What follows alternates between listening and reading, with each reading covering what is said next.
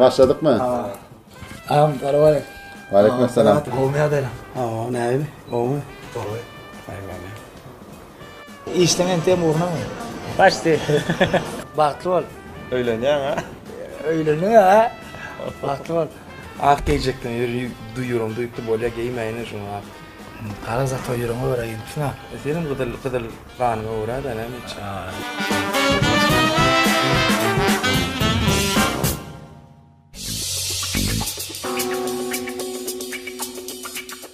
Esbiter demek neyme diyeyim?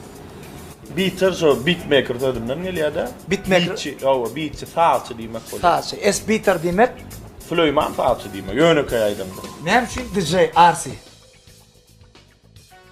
Hem DJ hem aydımcı. Afiyki neyim için maksat? Benki sebebi inama tam men bu dünya gelmeme öz maksatlarını yetenlik için maksat koyupturlar. Doğru. Halipan kim? Halipam. Ecem değil tamam yanlış mı ya? Halifam öyle. Halifa yok. Ya çınlanam. Yok. Türkmenistan'ın halk artisti Olvat Şariva. Bağışçılıkta Halipan kim? Başlıkta Halipam mekan atam. DJ RC. Sen şey gördün mü? Yok.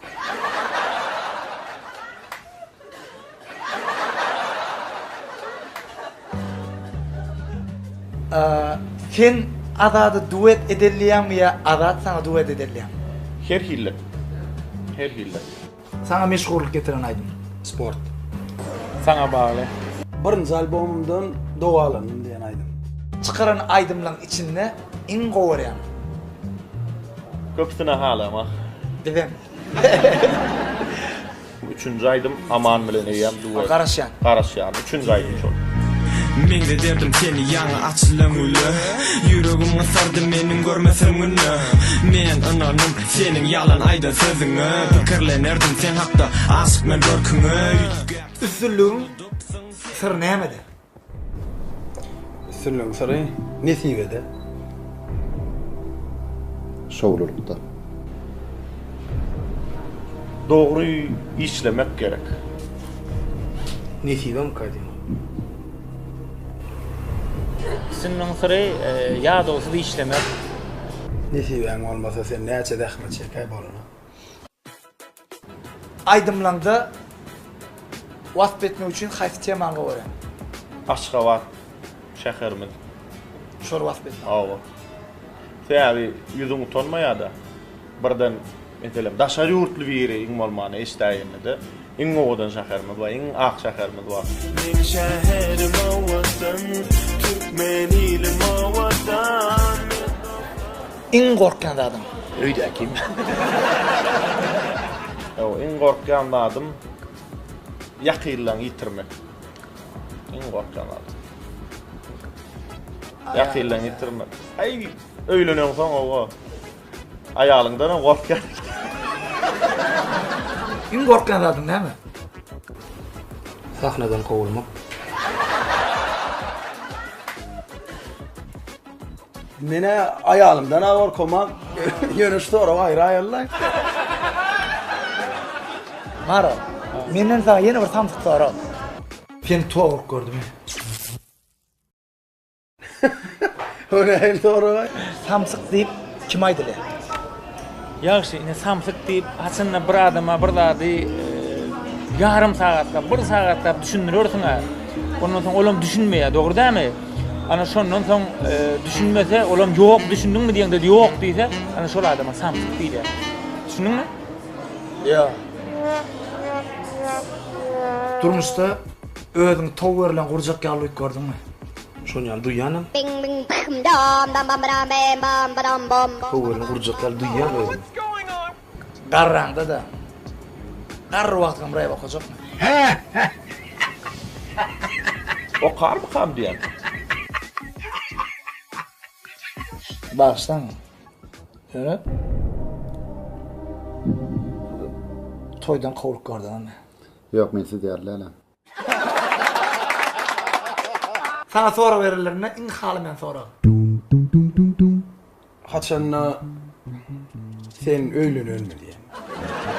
Sana verilen sorularım için in halimen hayfi.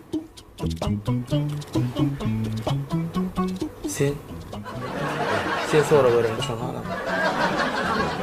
Maşgala marada soramaz. Yokmayan soru, näme soru? Pul sorasalar halama.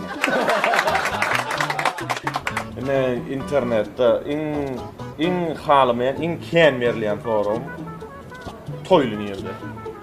In halamayan forum. Doğrudan toy nerede?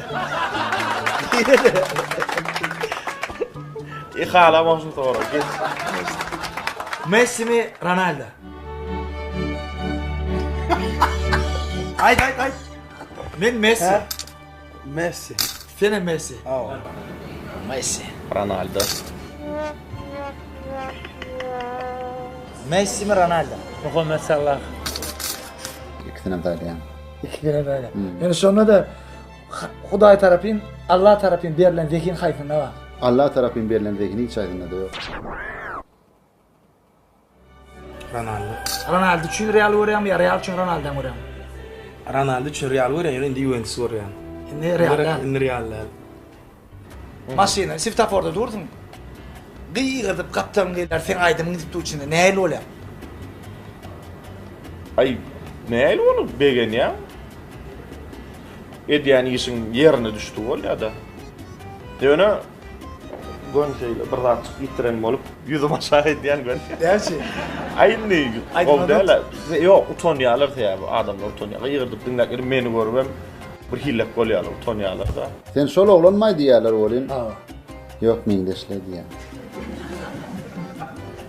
On Begen ya.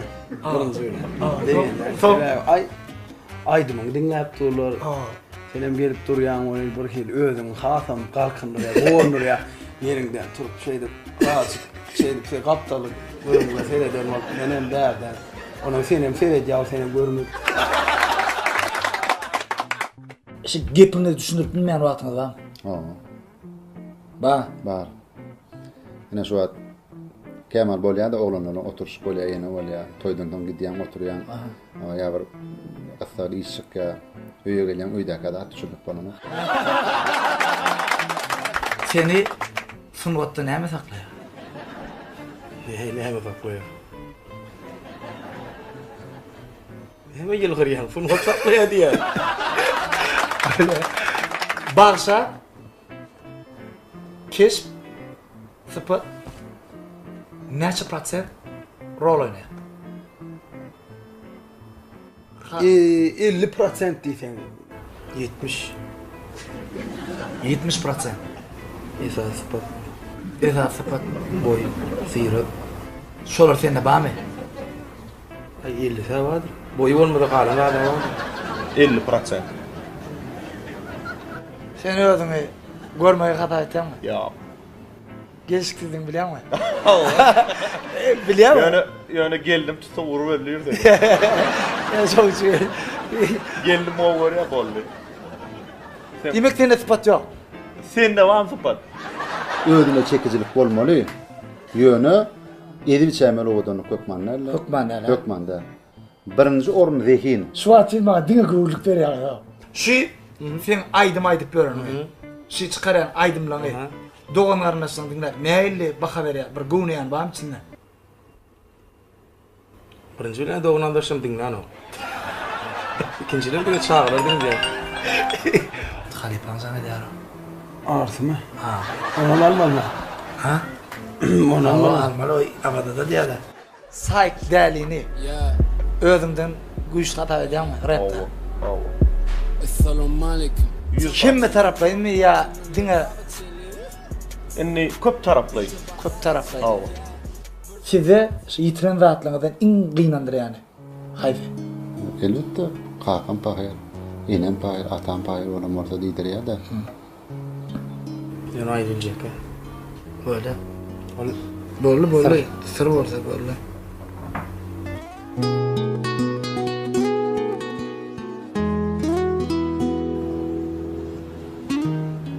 Dedim pahir. Kakam. Kakam.